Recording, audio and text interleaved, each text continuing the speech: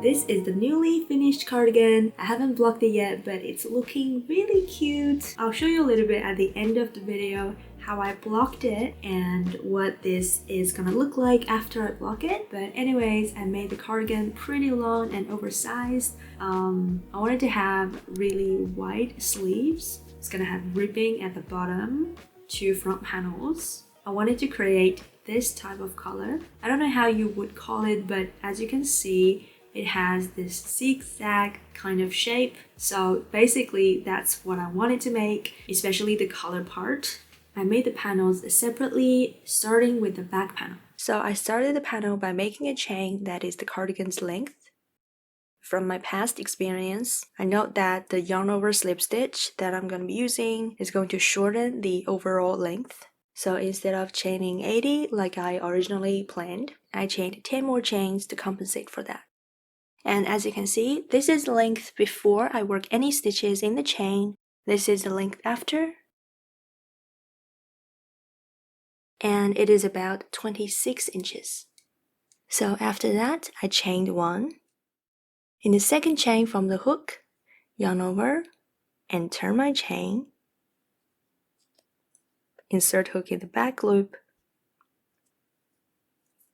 Pull yarn through. With 3 loops on my hook, I'm going to pull the first loop through the other 2. But this first loop and the second loop are connected. So if I pull it like this, it's not easy to do because when I'm pulling the first loop, it's tightening the second loop. So the trick to do this stitch is pinch where the first and the second loops are connected. This will stop the first loop from pulling the second one, and then it should be easier to make the stitch. And then I marked this stitch. Then I just worked 1 yarn over slip stitch in the back loop of each chain for this row.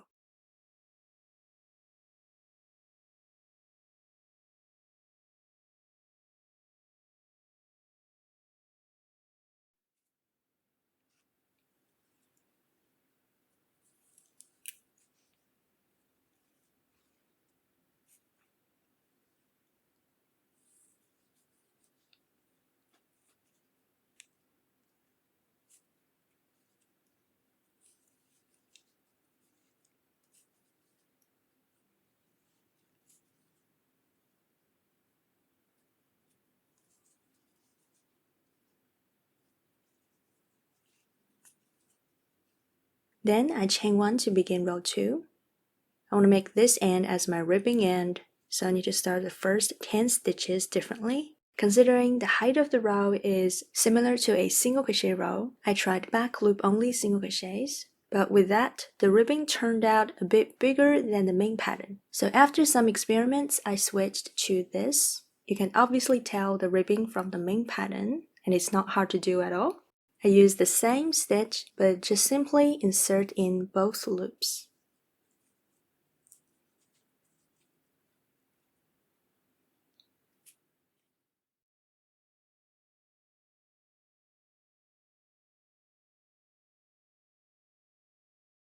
So I did 10 stitches like that. And then from the next stitch, I switched back to the main pattern by working in the back loop only.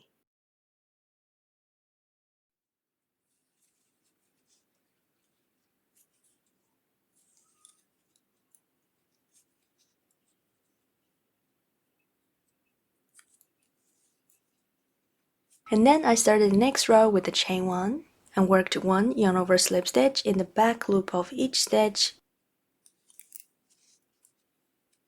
to the last 10 stitches, because those 10s are for the ribbing.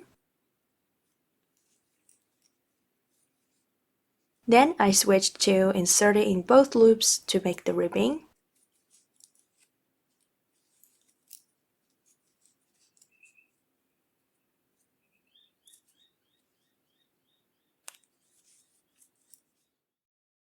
Then I just simply repeated the last 2 rows that I did for the whole back panel.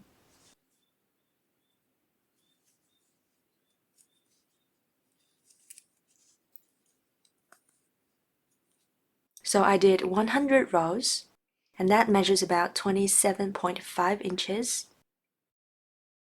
Usually from here, I would then make 2 front panels and then join them to the back panel at the shoulder seam. But I want to try something different with this cardigan. I want to avoid doing the shoulder seams this time, so what I'm going to do is I'm going to make 1 row of single crochet just along this top, and then from there I'm going to directly work one side of the front panel back and forth like this. So I'm ending my last row on the opposite side of the ribbing, and then I chained 1 and worked single crochets along this edge. Basically, I worked 1 single crochet on the edge of each row.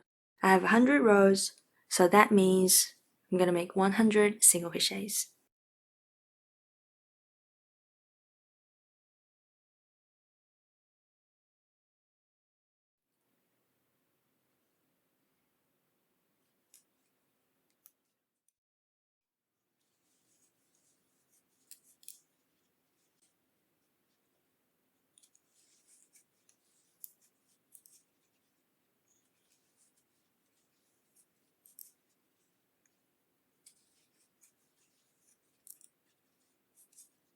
I'm realizing that 1 single crochet is a bit wider than a yarn over slip stitch row. So I'm gonna redo it with a 5mm crochet hook and see how that goes. So this is what it looks like with 5mm crochet hook, and I do think it looks better. So I'm gonna finish this row with this hook.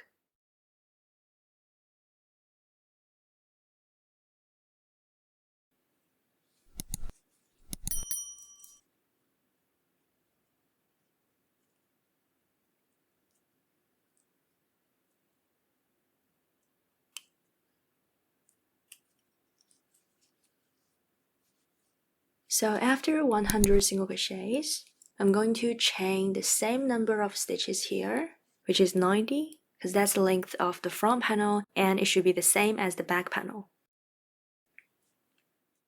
And after 90 stitches, I did the same thing, chain 1, and from the second stitch from hook, make 1 yarn over slip stitch in the back loop of each stitch.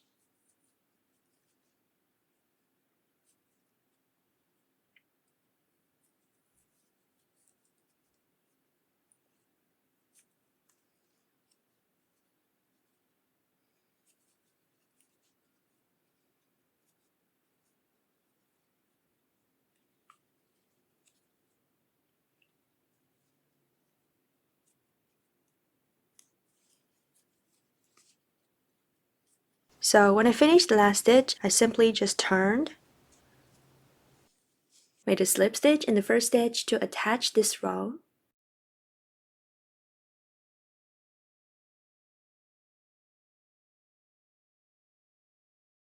and then slip stitched again in the stitch after to begin the next row. And then I just turned, and starting from the first stitch, so I skipped 2 slip stitches. From that one, in the third stitch, I started making 1 yarn over slip stitch in the back loop of each stitch. The last 10 stitches on this end, I worked in both loops again, because this is the end that we do the ribbing.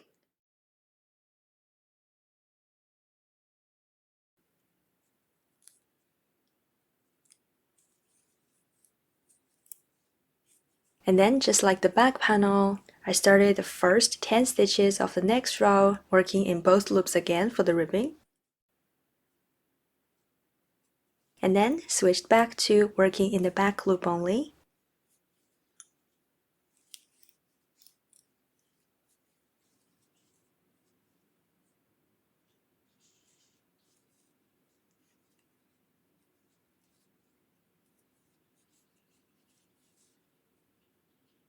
So when I get to this edge, I just slip stitch again in each of the next 2 stitches.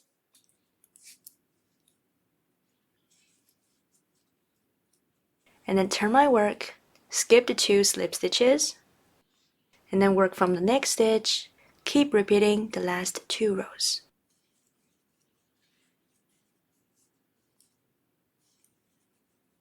Before I work too far along the edge, I left about 6-inch neckline, and that's about 20 stitches, so I marked them out. And then I'll just repeat those 2 rows all the way here. So I worked 40 rows to this stitch marker, and then I stopped the row at this end. I still need to work my front panel to the center here, but I need to do a border here. So I'm just gonna try this pattern, and this is 10 stitches. I got started on the front border, but then I realized I made them a bit too early. So this is the center. Now the front panel and the back panel are aligned, but I do want the 2 borders to overlap so I can button it. If I do it like this, when I pull them together, as you can see, the front panel is being pulled off from the side.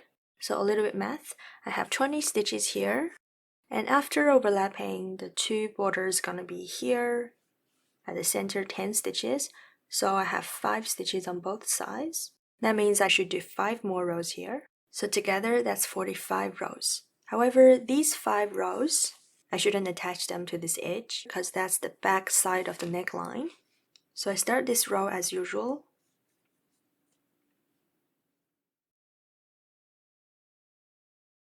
When I get to this edge, instead of making 2 slip stitches, I just simply chain 1. And begin the next row.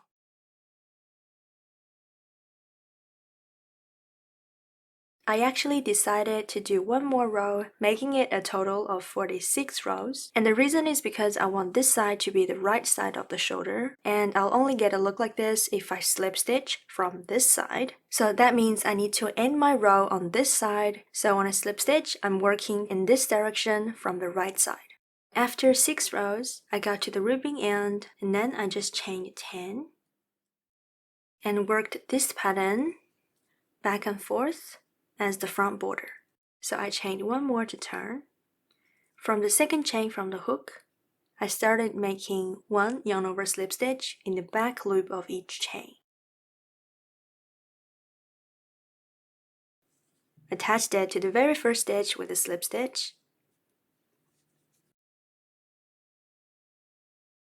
Slip stitch in the next stitch and turn again.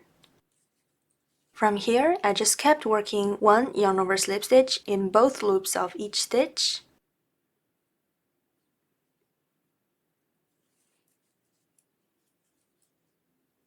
On this side, I chain 1 and turn. Whenever I get to this edge, slip stitch twice again. So I just worked like that, back and forth. I was thinking about putting buttons on it, and if I'm going to do that, I'm gonna need to make buttonholes on the other side, but I can decide that later. And this right side of the border is gonna be the side that has the buttons. To fasten off, I just chain 1, cut the yarn and pull through. And the finished border looks like this. For the other panel, I need to start it in the same direction as this one from here. Otherwise, the shoulder seam and the pattern would not match. If I started from here, this panel would look like this. As you can see, this V is upside down, not like this one. So for this panel, I'm going to skip the front ribbing, starting from these rows. These are not attached to the edge. Make 6 rows like that. And then attach it here, continue working back and forth like this. So I started the other front panel in the exact same way as the back panel, chained 90, but I only worked 6 rows. And then I need to attach it to the back panel. Instead of chain 1 to begin row 7, I directly worked a slip stitch in the stitch after the stitch marker, and then turn my work. Skip the slip stitch and started working yarn over slip stitch from the next stitch. From there, I just work back and forth in rows and at the same time attach them to this edge, just like I did for the other panel. When I finished the last row, I just attached it to the very last stitch.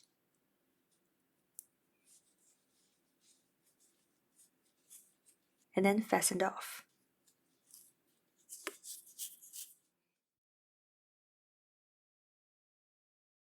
For this side of the front ribbing, I need to put buttons, so I marked out where I want the buttons to be, making sure that I put them evenly. And then I started this side of the front ribbing from the neckline, because this way I can slip stitch from the right side. I attached the yarn to the very first stitch and chained 10. And then I started the ribbing just like before.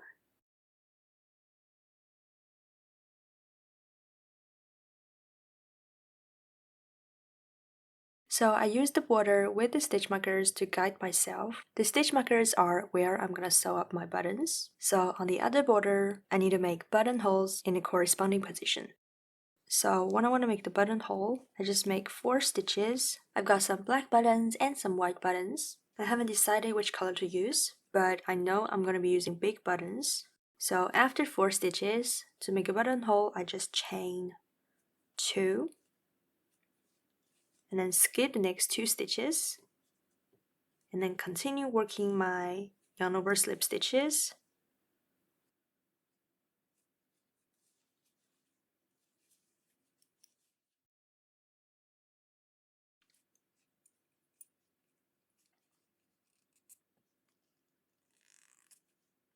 And then in the chain 2, work 2 yarn over slip stitches again.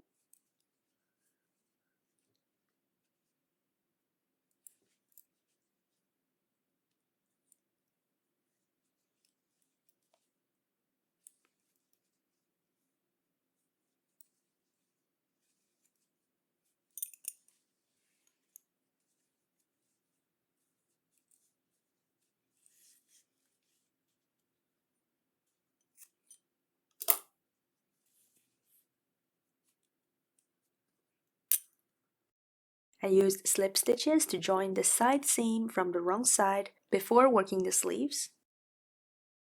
For the first 10 ribbing stitches, I only inserted in the front loop of the front edge and the back loop of the back edge to make a slip stitch.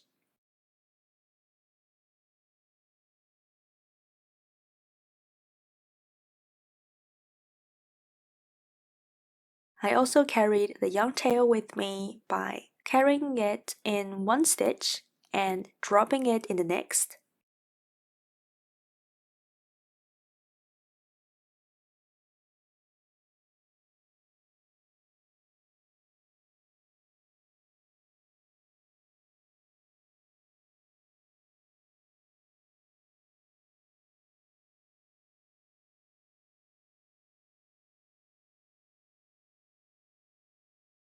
After the 10 stitches, for the back edge I inserted in both loops, but still just the front loop of the front edge.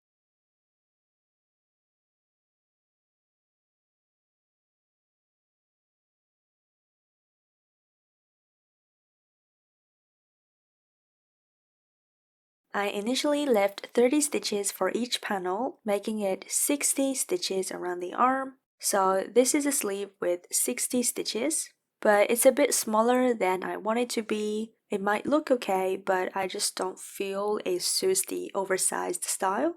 So I tried 80 stitches on the other sleeve, and it now looks more like how I wanted it. And after I add the ribbing, it'll look a bit smaller, like this.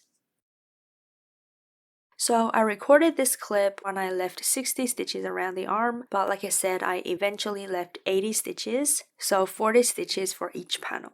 To avoid making any holes at the underarm, I worked one more slip stitch in the next stitch, and then I marked those 2 stitches.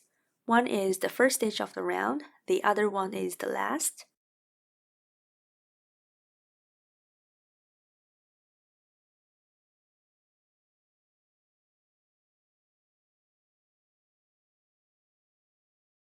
From there, I made a chain to my wrist, and to make it easier, this length doesn't include the cuff yet. I plan to do it after. So I made a chain of 46 and it reaches around here when I put it on. For the sleeve, I used the same pattern as the panels. So just one yarn over slip stitch in the back loop of each stitch. And slip stitch twice at the armhole end.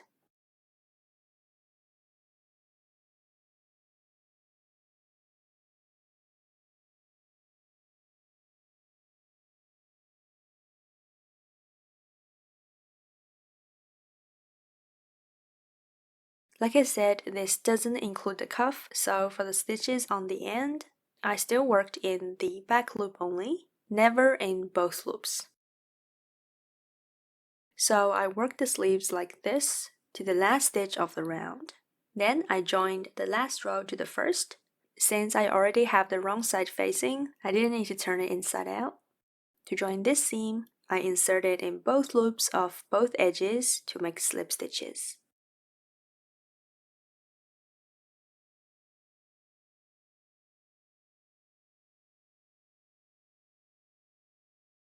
Chain 1 at the end.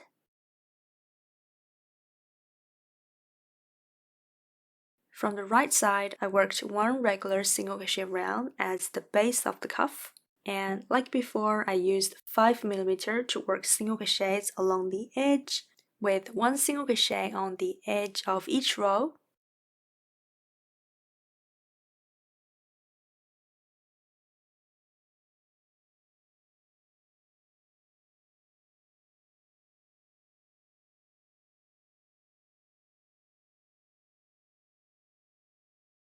Joined in the round with a slip stitch in the first stitch. I then decided to work one decrease round to reduce the stitch number and therefore lower the cuff row count. So I just worked single crochet 2 togethers for this round. Pull up one loop from each of the next 2 stitches, yarn over and pull through to make a single crochet 2 together.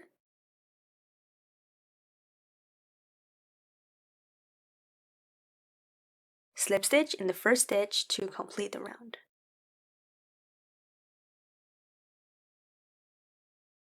The cuff was worked in the same way as the front borders, except when I get back to the sleeve edge, I slip stitched 3 times. This will further reduce the cuff row count, making it smaller. I also made a tiny change to the first stitch at the sleeve end. If I work the first stitch normally, I will have tiny holes like this because of the 3 slip stitches. So instead of a yarn over, pull up a loop in the second slip stitch.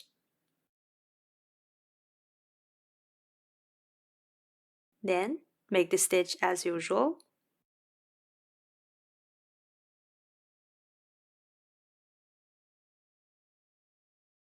Now the hole is gone because by pulling up a loop in the middle slip stitch, I kind of sewed it up. I only had 2 stitches left at the end of the round, so I only slip stitched twice. Then I turned the cuff inside out to join the edges from the wrong side.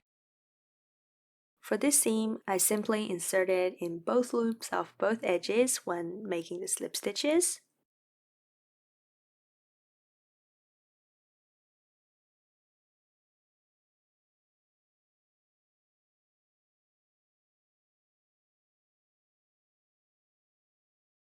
Work to the end and fasten off the yarn.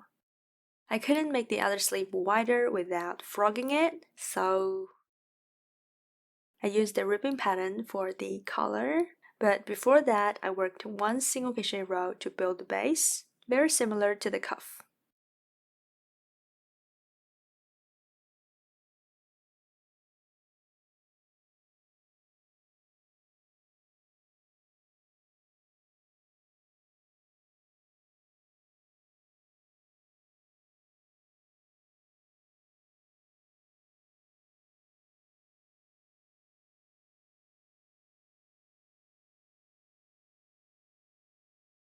And then I chained 10 again. Worked back and forth along this edge like I did for the ribbing. I initially slip stitched twice at this edge, but it wasn't wide enough to form the collar I wanted. So within the first 10 stitches, I only slip stitched once every time I get back to the edge. I did the rest the same. So I did that for the first 10 stitches, And then from the next stitch, I started slip stitching twice again. When I had 10 stitches left on the edge, I started working only one slip stitch each time again. And when I was done with the color, I slip stitched in the chain 1 and fastened off.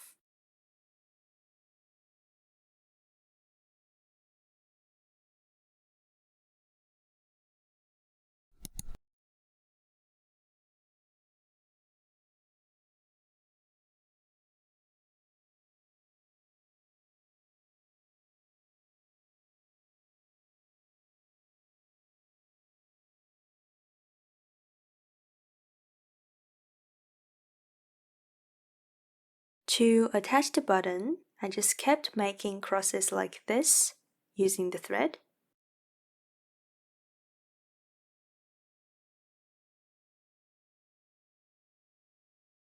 I made like 6 to 8 crosses, and then I just triple knot and cut the thread. So now I'm gonna go and block this cardigan and get back to you guys in a few days.